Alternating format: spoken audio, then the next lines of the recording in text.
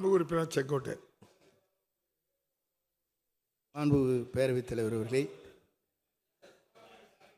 ஈரோடு முதல் கோபிச்செட்டிப்பாளையம் வரையிலும் 4 வழிச்சாலைகள் விரிவுபடுத்தப்பட்டன.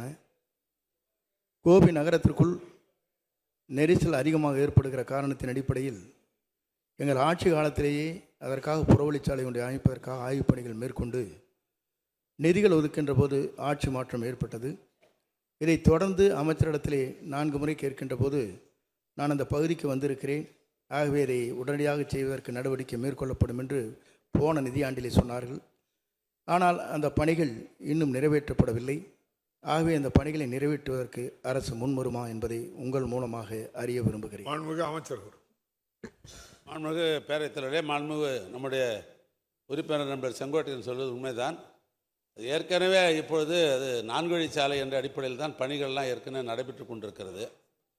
ஆனால் கோபிச்செட்டிப்பாளையத்தை பொறுத்தளவுக்கு அங்கே மக்கள் நடமாட்டம் அதிகமாக இருக்கிறது, போக்குவரத்து சரி அதிகமாக இருக்கிறது, ஒரு புறவழிச்சாலை அமைக்க வேண்டும் என்ற கோரிக்கை அவர் ஏற்கனவே வைத்திருக்கிறார்கள்.